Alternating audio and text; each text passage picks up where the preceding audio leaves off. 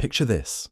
It's 4 in the morning in Bruges, and while most of Europe is still snoring, a bell clangs through the foggy streets. But this isn't your typical church bell calling people to prayer. This is the sound of money waking up. The sound of an empire built not on armies or castles, but on something far more powerful: merchant networks that could make or break entire kingdoms with nothing more than a handshake and a ledger book. Welcome to the world of the Hanseatic League, where a bunch of German merchants figured out how to rule the Baltic Sea without owning a single warship. We're talking about guys who could shut down entire cities by simply refusing to trade with them. Imagine having so much economic power that kings had to ask nicely for your business. That's exactly what these medieval traders pulled off, and they did it all from places like this unassuming brick building we're about to step inside. Most people think medieval Europe was all about knights and peasants, but the real action was happening in trade houses like this one. These weren't just warehouses where merchants stored their stuff. They were the nerve centers of an economic machine that stretched from London to Novgorod, from Bergen down to Cologne. The Hanseatic League controlled trade routes that modern shipping companies can only dream about. They set prices, established quality standards, and even decided which cities got to eat fish this winter. Here's something that'll blow your mind. This merchant league lasted over 400 years. The Roman Empire would be jealous of that kind of staying power. And they did it without a single emperor, king, or president. Just a bunch of traders who understood something revolutionary for their time. Cooperation beats competition when you're trying to dominate international commerce. But how did they actually do it? How did merchants from dozens of different cities coordinate prices across thousands of miles when the fastest communication traveled at the speed of a sailing ship? How did they enforce their rules when they had no army? And most importantly, how did they manage to stay in business while dealing with pirates, corrupt officials, and the occasional plague that wiped out half their customers? The answer lies in places like this Bruges kontor, one of 4 major overseas trading posts that served as the League's foreign embassies. Think of it as a combination: warehouse, bank, courthouse, and corporate headquarters all rolled into one. Every single day, decisions made in this building affected the price of bread in London, the availability of furs in Paris, and whether entire regions would have enough salt to preserve their food through winter. Today we're going to spend a full working day inside this medieval trade powerhouse during the height of shipping season in 1400. We'll follow the senior factor, basically the general manager of this operation, as he navigates through deals worth more than most kingdoms' annual budgets. We'll see how a handful of clerks with quill pens manage supply chains that would impress modern logistics companies, and we'll discover how these medieval merchants invented financial instruments that banks still use today.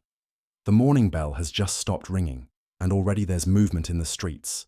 Porters are hauling carts toward the harbour. Ships' lanterns are flickering in the pre-dawn darkness, and somewhere in the distance we can hear the distinctive creaking of rope and wood that means the cogs are coming in with the tide.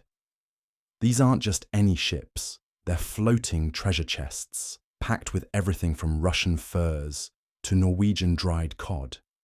Each one represents months of planning, thousands of miles of dangerous sailing, and profits that could set a man up for life. But here's the thing that made the Hanseatic League truly special.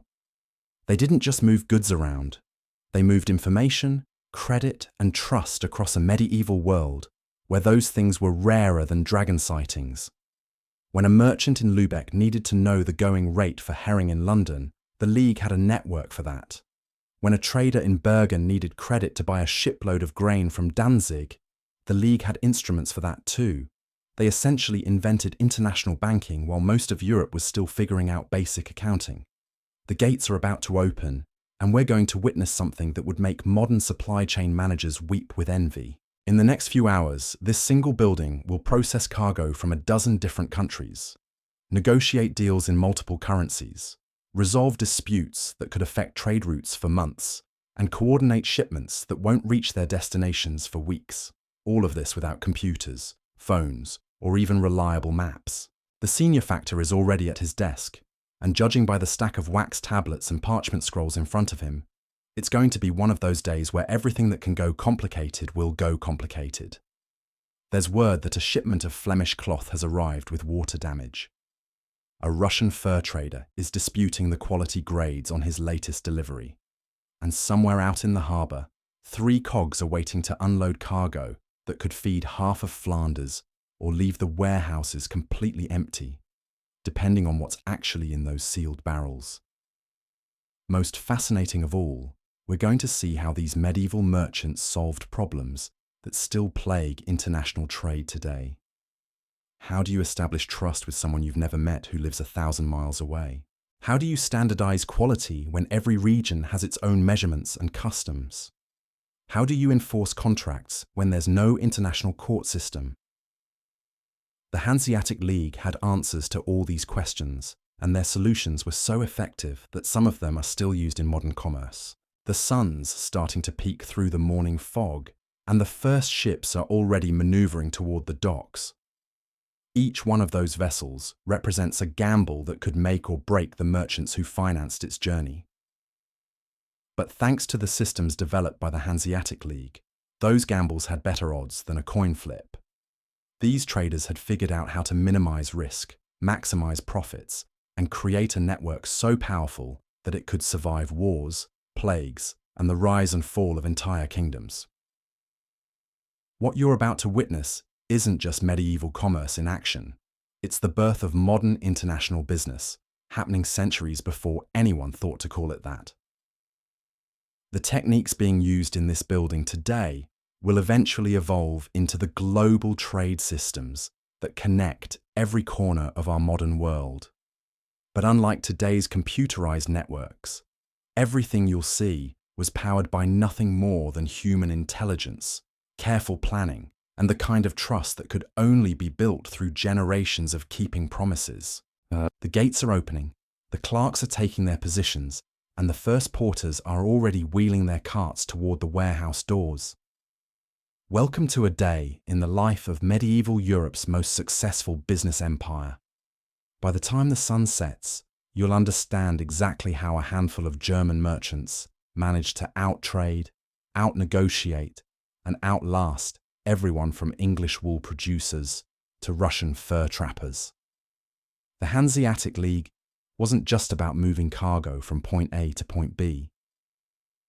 It was about creating the first truly international business network, and this trade house was where all the magic happened.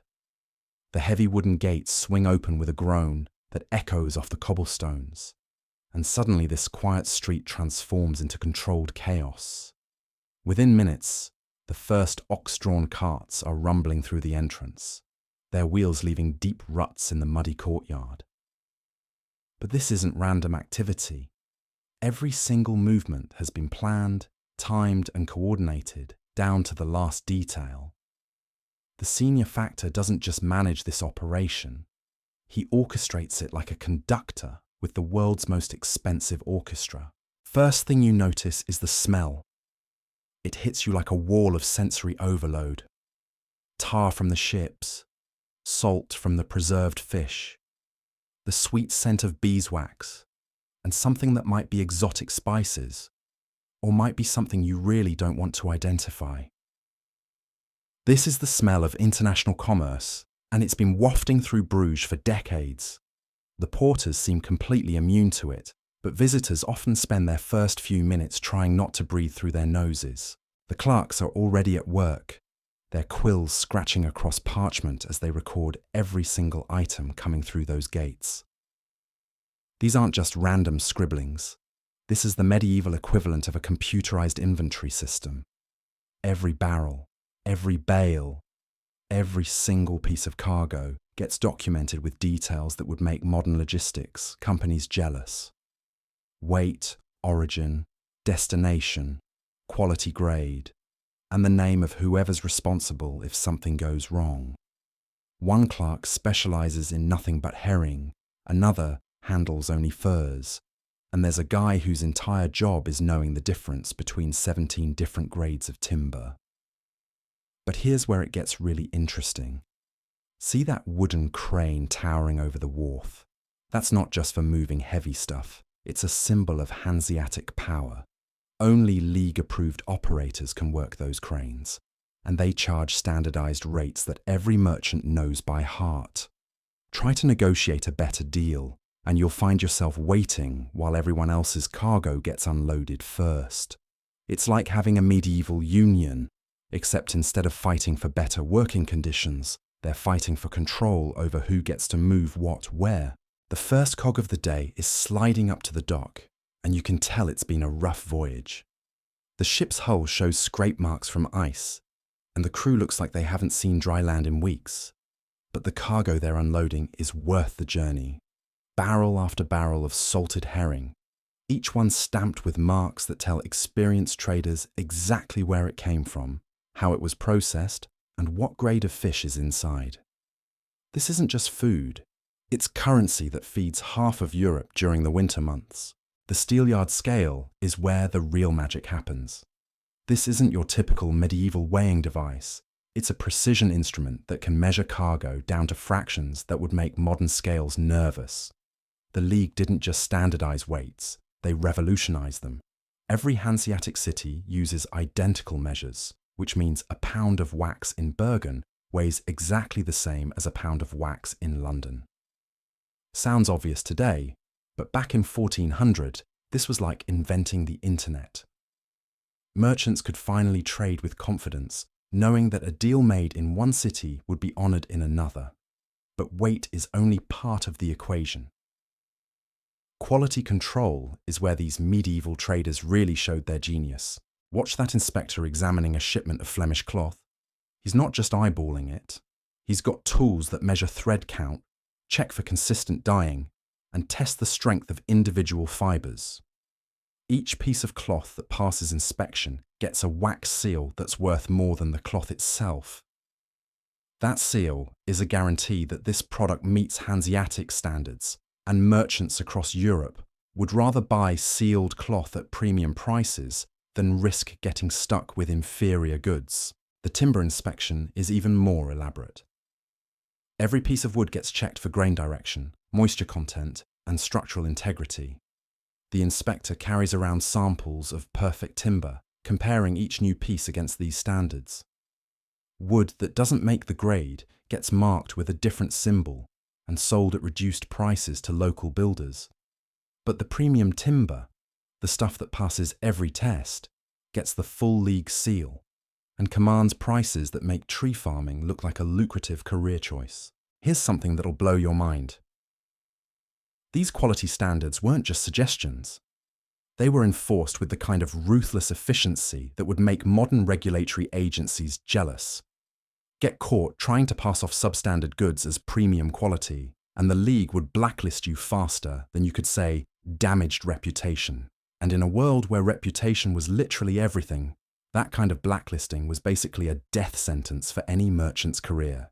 The counting room is where all this physical activity gets translated into the language of commerce, numbers, contracts, and the kind of financial instruments that wouldn't look out of place in a modern bank.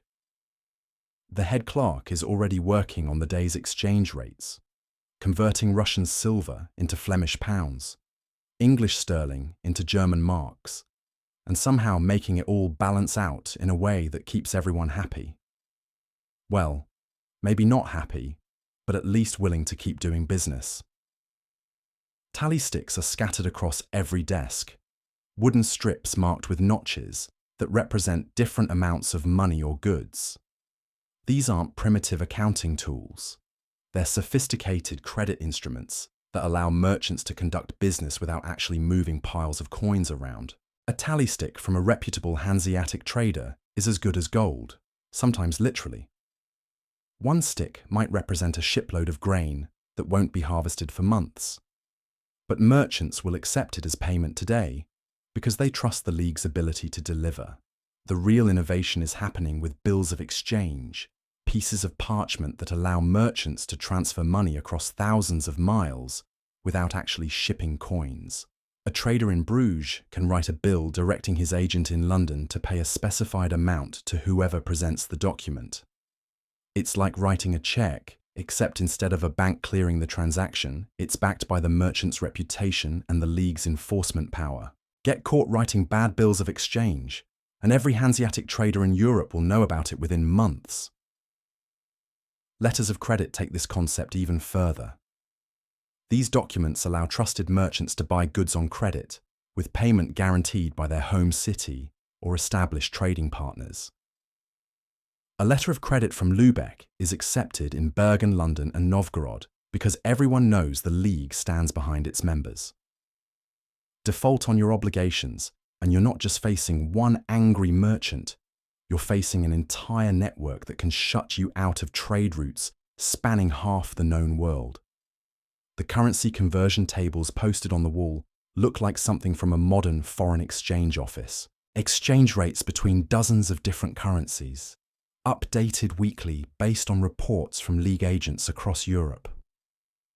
These rates aren't just suggestions, they're the official league standards, and trying to negotiate significantly different rates is like trying to argue with gravity.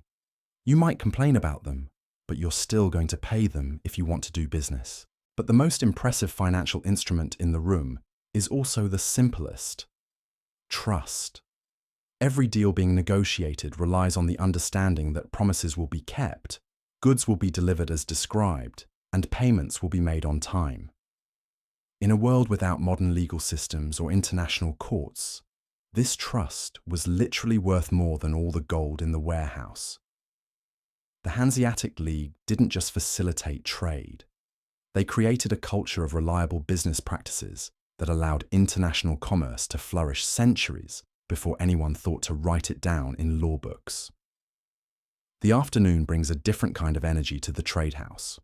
While the morning was all about receiving cargo and checking quality, now it's time for the real business, making deals that will echo through trade networks from here to the Baltic Sea. The senior factor moves through the counting room like he's conducting a very expensive orchestra, and every conversation he joins somehow ends with someone agreeing to terms they probably didn't want to accept 5 minutes earlier. Watch him negotiate with that Flemish cloth merchant. The price started at £12 per bale, but through a combination of bulk discounts, seasonal adjustments, and what can only be described as medieval salesmanship, they're now shaking hands on £9, with a guarantee of exclusive distribution rights in 3 German cities.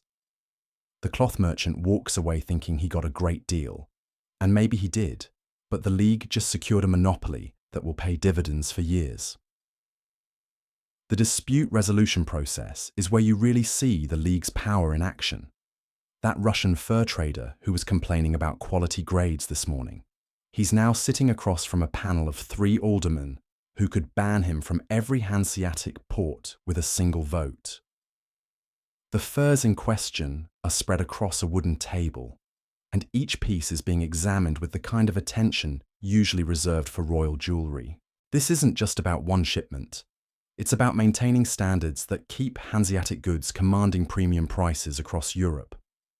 The aldermen aren't just settling arguments, they're setting precedents that will influence trade practices for decades. Every decision gets recorded in meticulous detail, creating a body of commercial law that merchants can reference when similar disputes arise. It's like watching the birth of international trade law, one fur trading argument at a time. The Russian trader might not be happy with today's ruling, but he'll follow it because the alternative is losing access to the most profitable trade network in medieval Europe. Meanwhile, the warehouse is buzzing with outbound preparations. Bales of English wool are being packed alongside French wine, German beer, and Flemish tapestries, all heading for markets where they'll command prices that would make their original producers weep with envy. Each package gets wrapped in oiled cloth, sealed with the trader's personal mark, and stamped with the league's approval. That stamp is like a medieval brand name, guaranteeing quality and authenticity to buyers who might never meet the original seller. The packing process follows rules that would make modern shipping companies jealous. Fragile items go in the center of cargo holds. Heavy goods get distributed to maintain ship balance, and everything gets secured with rope techniques that have been perfected over generations of rough seas. One poorly packed cargo hold could mean losing an entire ship's worth of goods, so every knot matters. The head packer has been doing this job for 30 years, and he can look at a pile of mixed cargo and tell you exactly how to arrange it for maximum safety and efficiency. Security measures are everywhere, but they're so seamlessly integrated into daily operations that you might miss them if you weren't looking carefully. Those clerks recording every transaction, they're also noting who has access to which parts of the warehouse and when. The guards at the gates aren't just checking identification, they're memorizing faces and tracking movement patterns. And that seemingly casual conversation between the senior factor and a ship captain. They're actually coordinating convoy schedules that will protect merchant vessels from pirates who see unescorted cargo ships as floating treasure chests. The convoy system is medieval logistics at its finest. Instead of ships traveling alone and hoping for the best, the League coordinates departure schedules so that multiple vessels can sail together under armed protection. It's like having a medieval shipping insurance policy, except instead of paying premiums, merchants contribute to collective defense costs. A single well-armed escort ship can protect a dozen cargo vessels, making the math work out in everyone's favor, except the pirates, who prefer easier targets. Fire prevention takes up more mental energy than you might expect. All these wooden buildings packed with flammable goods create a constant anxiety about accidental blazes. The warehouse has more water barrels than some small towns, and every worker knows exactly where the nearest bucket is located. Smoking is banned near certain types of cargo. Open flames require special permits, and there's always someone whose job is walking around sniffing for the smell of something burning. One careless moment could destroy inventory worth more than most kingdoms' annual tax revenue. The evening meal in the common hall reveals the League's social engineering genius. Merchants, clerks, ship captains, and warehouse workers all eat together at long wooden tables, sharing information that keeps the entire network functioning. That casual conversation about grain prices in Danzig, it'll influence purchasing decisions in London within weeks. The story about pirates spotted near the Norwegian coast? Every captain in the room is already adjusting their route plans. This isn't just dinner. It's an intelligence-gathering operation disguised as social time. Letters are being prepared for the evening dispatch. Reports that will travel to League offices across Europe, carrying information that affects trade decisions from the Baltic to the Mediterranean.